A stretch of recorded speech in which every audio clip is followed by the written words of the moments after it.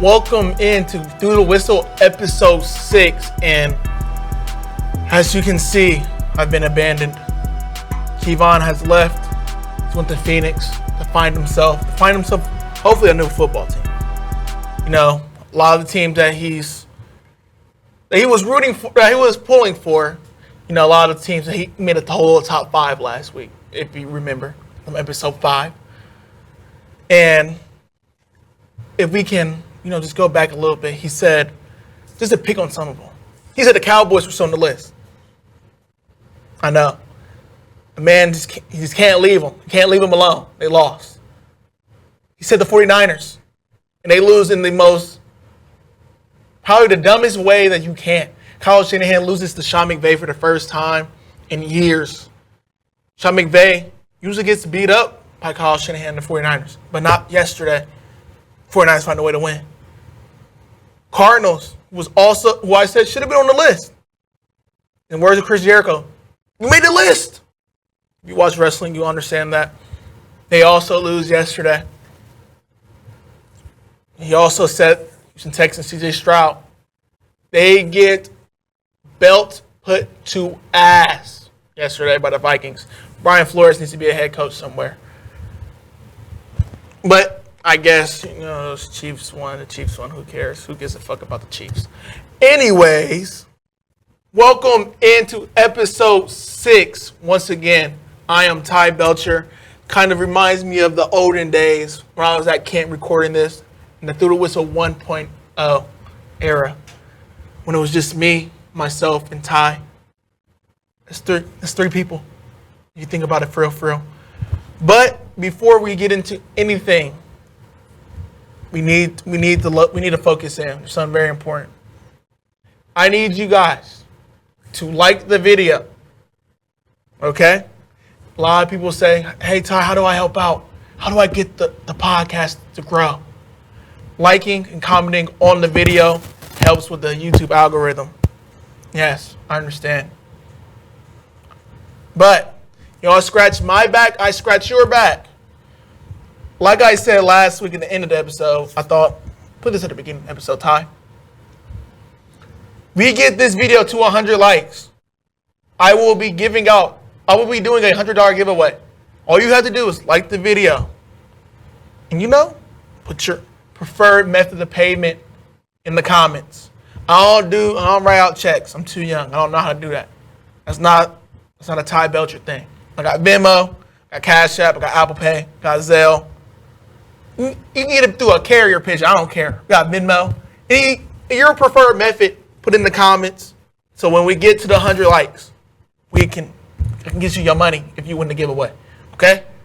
All right. So there was, over the last 2 days, there has been, I might use one of these big $5 words. There has been a plethora of different outcomes and scenarios that I could have let this show off with. Saturday, I promise you, I was this close to coming in. If Michigan would have lost, I would have came in, recorded this episode on Saturday as soon as the game ended, and I would have had probably a generational rant. I would have had the biggest crash out in the history of sports media.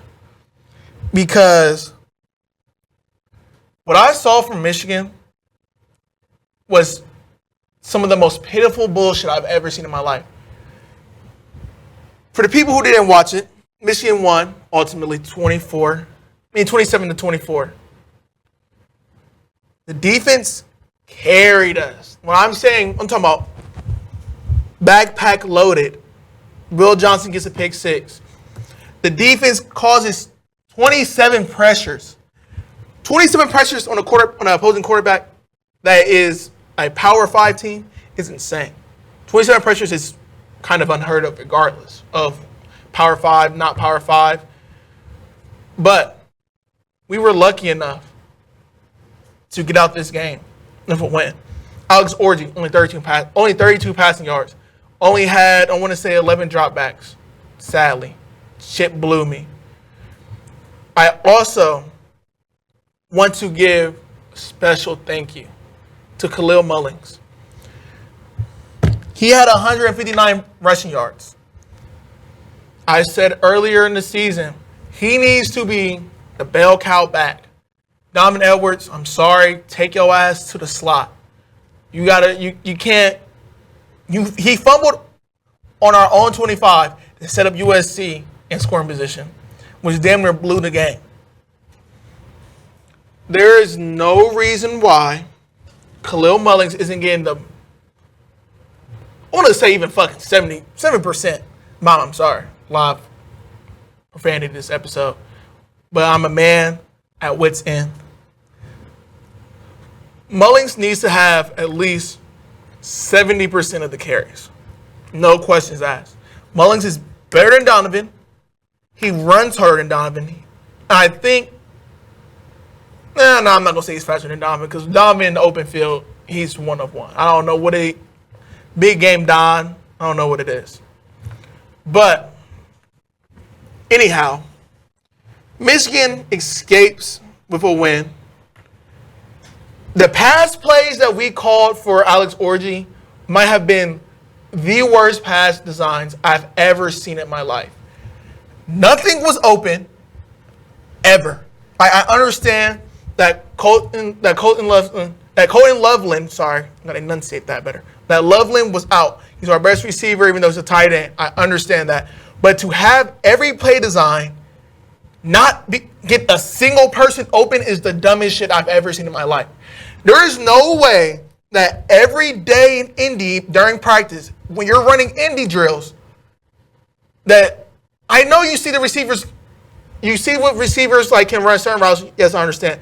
But when you go skelly, when you're going 7-on-7 during practice, there's no reason why you're not using those same plays. Because if those plays are getting fucking clamped in practice, why the fuck would you run them during the game? Please make it make sense. Because you're not getting a single person open. We're wasting Morris because he's not doing shit out there. He's our best receiver, and we're not getting him the ball. It makes no sense. Samaj Morgan, we only use him as a gadget guy. We only use him as doing end-around reverses. We only use him in bubbles for hitches. We have to do something. We have to fucking do something. We have to open up the playbook. I don't know if this means Sharon has to take back over calling plays on offense because this makes no sense. This is what we did on Saturday is not sustainable at all. That shit will not work. I promise to God it will not work against beating a team like Ohio State. I promise you we will fucking get blown out by Ohio State just like we did against Texas. Especially with a Ohio State team who's angry as hell. You think we're going to be able to bully JTT and Tyreek Williams? No. We're not doing that. We're not going to be playing USC in the last week of November. Shit.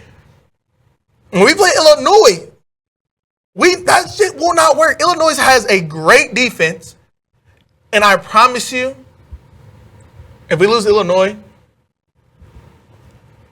y'all will see a defeated and battered man. Because, what the fuck? I don't know. That's just all I got. I don't know. We get out there with a win. I can't complain, even though I'm complaining as is. Because if we would have lost this game, it would have been over. Like, I don't know how you can recruit wide receivers to come to Michigan because if I'm a receiver in high school, why am I watching a team literally not throw them the ball? Not throw the ball at all. Why would I want to say,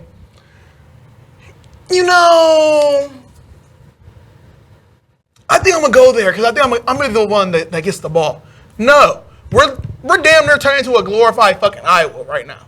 And it's disrespectful to not only ourselves, but to the Big Ten in general. And to everybody who supported Michigan because it's getting real close. It's getting real close. This being what? A 7-5 season? Because I thought we was about to lose to fucking USC. And the way that Illinois is playing right now, the way that Ohio State's playing right now, we still have some battles coming ahead. Like no. No, it makes no sense. We gotta lock the fuck in. New AP poll dropped. We're number 12 in the nation, which is good for the Big Ten. Well, I want to say we got 5 in the top 12 and 6 in the top 20. No, 6 in the top 19 because Illinois and USC are still ranked. But something has to give. We have to draw something up on offense because the defense can't carry us like this every game. We can't guarantee that we're going to get a pick 6 from Will Johnson every game, and we damn sure can expect to get 27 pressures on the opposing quarterback. Like that's unheard of. Because before a couple weeks ago, I said Michigan will beat USC because we will continue to get pressure on Miller Moss, Miller Light throughout the whole game. Something that LSU didn't do because LSU's pressure went downhill in the second half. It was a fall off of the century. Shout out to J. Cole, the fall off. I'm out here shouting out different rappers every week. Last week was a very interesting week for me to shout out the rapper I said last week. But anyways, Michigan has to lock the fuck in because I know I'm only 23, but I almost had a heart attack. I'll leave that as is. So I'm going to pivot from a team that is damn near bringing me to a loss of hope every Saturday. Every fucking Saturday. To a team that I was pretty, I would say not high on, but mid to high. And that's the Tennessee Volunteers. Tennessee, I know I didn't have them in the playoff when we did our little preseason predictions, which I told the Kevon about. Low-key want to redo mine because since we're a third of the way through the season, I feel like that should be okay. Yeah. Y'all let me know if y'all are okay with me making some amendments to my playoff predictions. Please. Begging y'all. But Tennessee, I thought they were a year away. I knew Nico would play good this season, but I didn't think that this defense would be as good as they are. Because hold on. I gotta build myself up to pronounce his last name. Nico Ilia Moeva. I did not pronounce it right. Y'all know, Nico, the quarterback for Tennessee, he's playing good football. He's playing very complimentary football because when you have Sampson in the backfield running the ball the way he is, when you have a defense in Tennessee who made Oklahoma bench their quarterback. Because let's not forget, Oklahoma ran Dylan Gabriel out of town because they thought what they had on the bench was better than Dylan Gabriel. Tennessee ran that man out of the game. Like, we got to pull him. He's not going to get the job done. Tennessee's defense, I know they played Kent State, who's basically a D5 team. I understand that. But what they did against NC State, what they did against Iowa last year in the bowl game in Nico's first start, this defense, I think, can hot take. I think this defense is good enough to get Tennessee to the SEC championship game. And no, I'm not just, diddying around on Tennessee right now. Because let's think about it. They're number 5 in the AP poll now. They only played 2 of the major SEC teams. They play Alabama, but they host Alabama. Alabama, last time they went into Neyland, lost to Hendon Hooker when they had Bryce Young on a game-winning field goal. Neyland, probably a top 10 environment to play in because that motherfucker be rocking. All that good old Rocky Top stuff. And them not having to hosting Alabama week 8 does wonders for them. Because Alabama plays Georgia this upcoming week. And I'm not going to lie to you. They're going to see a lot in this Alabama Georgia game that they can probably, pick and choose from, seeing like, okay, these type of tendencies, this is what they're going to do against a good team. Because I'm not saying Nico and Carson Beck play similar styles at all, because obviously they don't. But there's going to be things that they can take from both sides of the game, both from Alabama, what they do against Georgia to try and stop Georgia's defense, trying to pick their spots. And a lot of things that Georgia does against Alabama's offense where they're like, okay, we can do this, that, and the third. But hosting Alabama Week 8, they should be going into that game undefeated at 6-0 because they have a bye week this upcoming week. And then they don't play Georgia until the last 3 games of the season. And the thing about that Georgia game, there's a strong chance that Georgia is basically fighting for the playoff lives because they will have played Alabama this week. They will have played Texas by then. And then you're hoping that the offense is, going by then for Georgia. Like, Georgia's hoping that their offense is going to be, hopefully, have some type of pulse. Because that shit I saw against Kentucky, that has me out on not only Georgia, but on Carson Beck in general. Georgia, they can't get away with only scoring 13 points against Tennessee because I promise you Tennessee will extort that. I promise to goodness. Tennessee's defense is playing at a level where they only probably had to score about, 27 points a game on offense because their defense is going to get them stops. Sampson is running the ball to the point where they can keep time of possession, where they can, play off of play action with Nico. Every quarterback loves playing play action, using play action, even though I don't like how spread out their offense is. It's too wide. Pause. But I'm telling you guys now, Tennessee, I'm do a little paper pop like Josh Pate. Tennessee is definitely the real deal. Like, I understand there's a lot of pretenders out there. There's a lot of teams that, and the thing about Tennessee is they're not doing what teams like Ole Miss is, where Ole Miss hasn't played a single team with a pulse this whole season. No, Tennessee's playing great teams. I'm not going to say great. They're playing good teams, good Power 5 teams. They play NC State, even though they just got blown out by Clemson. They just played Oklahoma, who I understand Oklahoma has a very tough schedule, but Oklahoma's still a good team. And playing down in Oklahoma, that makes a whole lot of. If you play NCAA, like I always kind of reference to, stadium pulse, rocking, all that other good stuff. So this Tennessee team, keep your eye on them. I promise you, with the way that this offense is playing and the way that this defense is playing, they can make some noise in not only the SEC, but in the national title picture in general.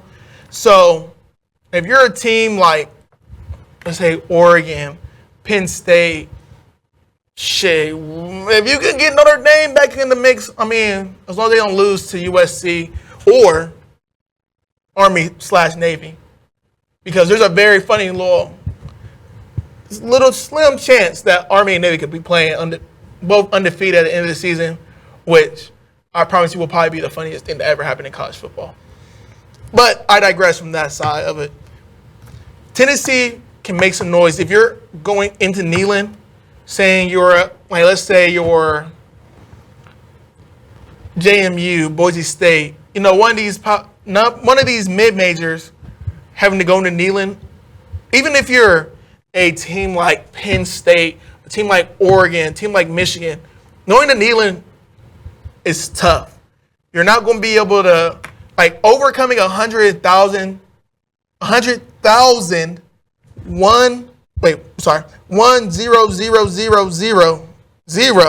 fans.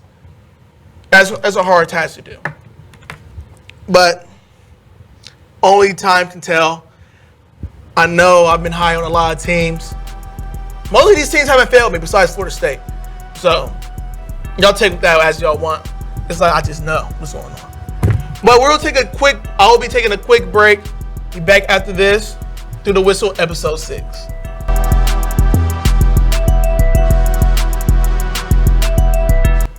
Welcome back into episode 6 of Through the Whistle. Thank you for staying tuned through the break. I appreciate you guys. Hakuna Matata, even though that doesn't really apply to the situation. But like I said earlier, make sure you like, share, subscribe. I talked about earlier, there was a second way I wanted to start this show depending on what happened. If the Ravens would have lost to the Cowboys blowing a 28-3 lead, y'all would have got an episode yesterday. I promise you. Because I'm telling you, I told Kevon, I know we're not supposed to talk ill of the person who's not here. I told him the Ravens are not a real team. They got Derrick Henry, who's on his last legs of his career. They didn't get better at anything that they needed to get better at. Their pass defense, I don't care if you went into cruise control, Dak started picking them apart in the second half. Their offense, still pedestrian. Lamar only had 182 passing yards. I understand. But Lamar's, you use him for his legs, all this and the third. You gave up a 28-3 lead. There's not really an excuse you can make for that. Like, where's the accountability at? Because if the Ravens would have lost yesterday, there has been, 6 teams in NFL history since 1966 who have made the playoffs after starting 0-3. And when you have teams in your own division who are starting 3-0, Bengals who after tonight will be 1-2. The Browns are 1-2. The Browns are trash. They lost to the Giants. I'm not going to talk about the Browns. There's no point. But you're in the AFC where you're playing against great quarterbacks. You're playing against very good defenses. There's nothing that if you are watching the Ravens play football, there's no way that you can say, yeah, this team is an AFC championship contender. Yeah, this team can win the AFC. This team can make it to the Super Bowl. Because there's just no way. The defense looks bad. The offense still can't throw the ball. I'm not saying Lamar can't throw the ball. That's not what I'm saying at all. There's not people getting open. Like, there's no down-the-field passing threat besides, they only use Zay Flowers as a gadget guy, like I said they do for Samaj Morgan for Michigan. Hitches, curls, like nothing that's down the field. No, they have Rashad Bateman, who out of Minnesota was a great down the field threat, good route runner. You don't really care about using him. If the Ravens are struggling to put points, I understand 28 points is a lot in the NFL, but if you're struggling to put up points against the Dallas Cowboys, who the Saints literally showed last week, very susceptible to the run game, I don't know what you expect, because it doesn't get easier than that. It doesn't get easier at all. There's no reason why the Ravens should have probably won that game about 35-14 at worst, because it's the NFL. You can't just go in cruise control. It comes down to the Ravens needing the first down at the end of the game. I don't know how many more excuses we can make for the Ravens. This is not the same Ravens team from last year. They lost their defensive coordinator who went to Seattle, and you see how good Seattle's defense is looking. I understand they played a Miami team without Tua Tagovailoa, but they still shut them down. I don't know what you're expecting from this Ravens team, but it's for damn sure not an AFC championship team. I don't know what to tell y'all. I understand there's a lot of Ravens fans, a lot of Lamar fans out there, but the Ravens aren't an AFC championship team. I'm sorry to break it to you. They're not beating the Texans, even though the Texans just lost to the Vikings. They're not beating the Bengals. They never, ever could fuck with the Steelers, or especially when TJ Watt's playing. So I would hit the panic button if I'm a Ravens fan. Go ahead and GG's the season. Hopefully you guys can get a good receiver in the draft. Pivoting on to another AFC North team, the Pittsburgh Steelers.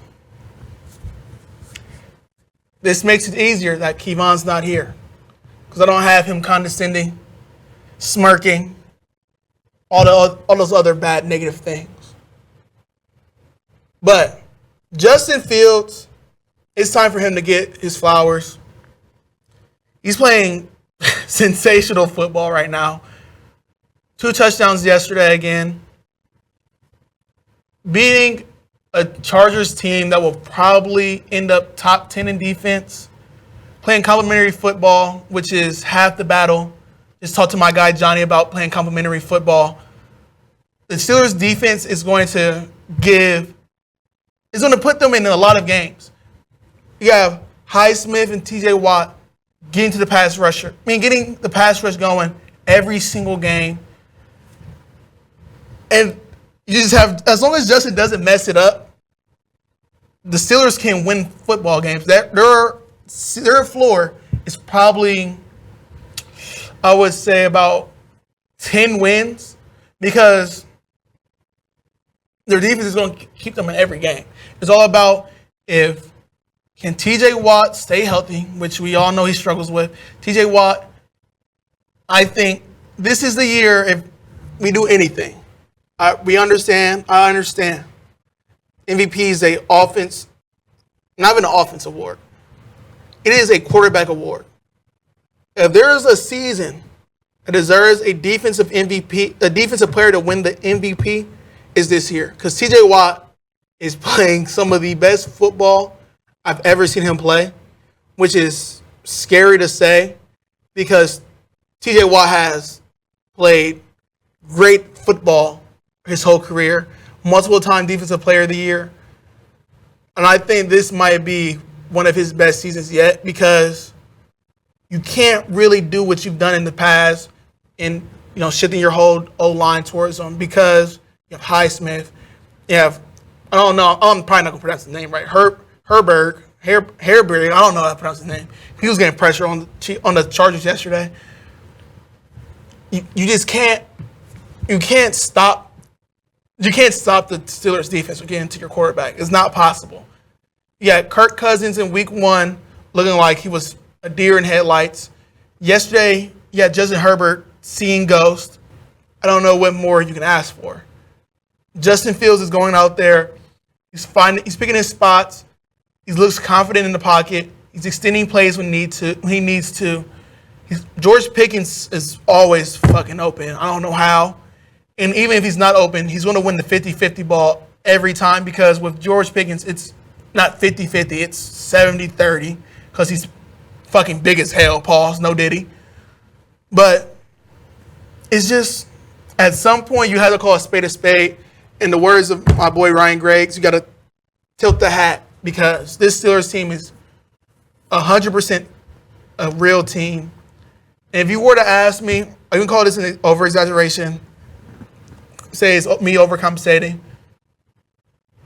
But I would say I know I said before the season, Texans, Bengals, 2 best chances to beat the Chiefs. I think the Steelers have a good chance of being able to stop the Chiefs. I'm sorry, I had to take a moment right there because anytime I have to hype up the Steelers, this makes my skin crawl. But the Steelers have what you need to stop the Chiefs because the whole point, the whole way that you stop the Chiefs is getting home with 4. TJ Watt and Highsmith are going to get to the quarterback. I'm sorry, it's going to happen. If Justin Fields can just make sure he doesn't turn the ball over against a team like the Chiefs, they can beat Kansas City. Because I believe in Mike Tomlin to get stops. I don't think that the Steelers' run game is good. Najee Harris, I'm this close to breaking it. You're not this close to breaking a long run. You haven't broken a long run since you were at Alabama. I don't know what to tell you. But this Steelers team is for real, 100%, has a chance to beat the Chiefs. And I think with the way that things are going, with the Steelers not getting swept by since the Steelers haven't got swept by the Bengals since 2021, Jamar Chase's rookie year, I don't think they're going to lose to the Browns at all. And I don't think that they will lose to the Ravens. I think they end up taking the division strictly off of how good of a start they got off to. I just don't see how anybody can say the Steelers aren't a real team, aren't a real threat to the AFC. I know Kevon's going to come back and be like, no, you said Justin Fields is trash, blah, blah, blah, blah. But they're not going to beat my Chiefs. I understand that, Kevon. You watch this, I understand. I understand all that. But you have to give respect where respect is needed or respect is earned. And that's the Steelers being a very, very good football team. And there is another team who I didn't think they were going to be good at all. I thought they were going to be a 4-win team.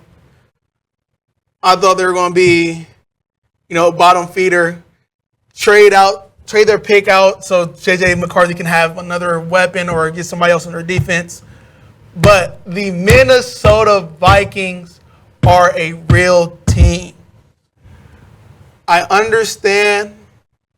Yes, Sam Darnold is their quarterback. I obviously understand that. Sam Darnold playing complimentary football.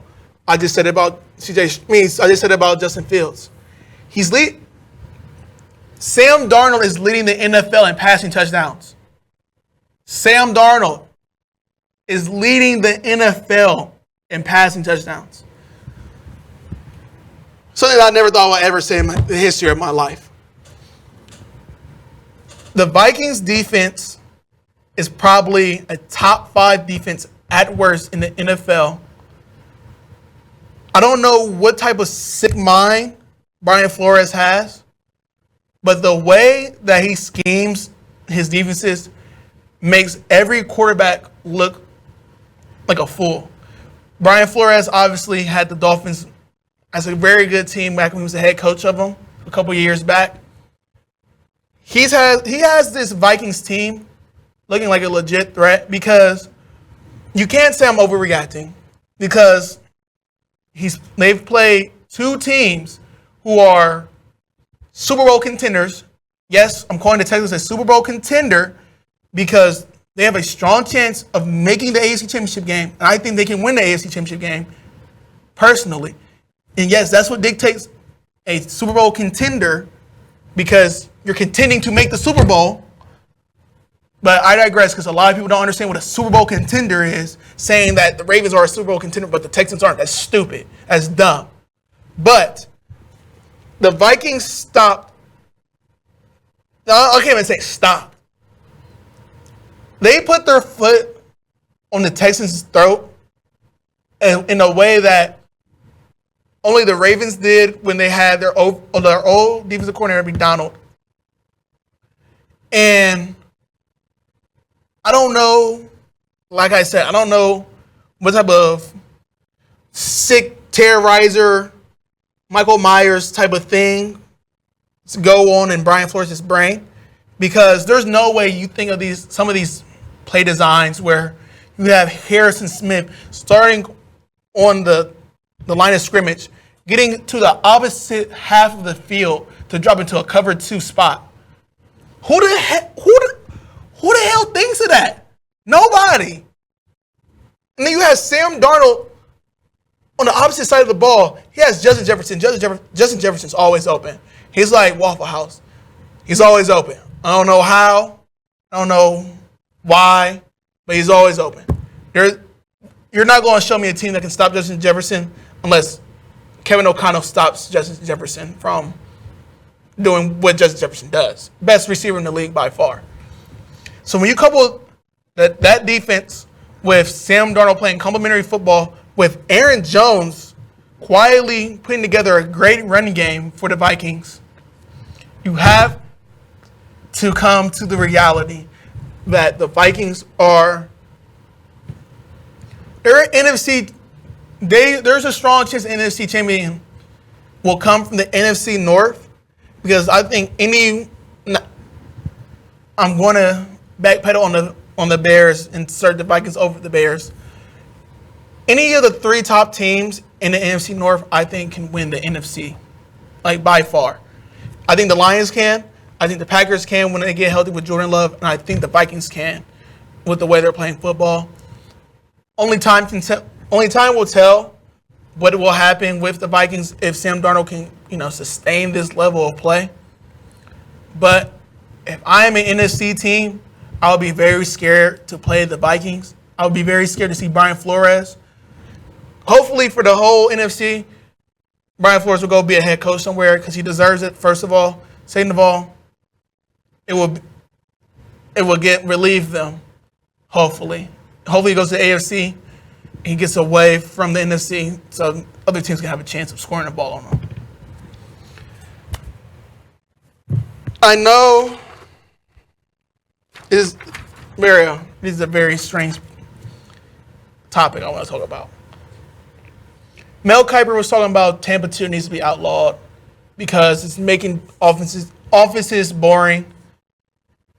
And I wasn't going to talk about it because it's kind of a weird thing to talk about because it's football, call coverage, whatever. Everybody who understands football, played football, knows that cover 2, you have outside, basically both sidelines because the safety has to get to the other half of the field, has to get to the boundary. Or, you have a play design where you run off the safety to the sideline, have something come across the middle in the middle of the field. Andy Dalton showed me something yesterday with his 322-yard game performance. I think the biggest problem with quarterbacks today is, this is going to sound stupid, they are scared to take shots down the field. Every quarterback wants to do these little takedowns like, okay, no one's turn the ball over.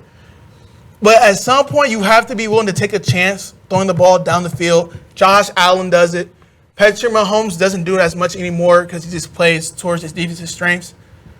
But Andy Dalton was willing to take chances in throwing shot plays, something that is a lost art essentially nowadays in football.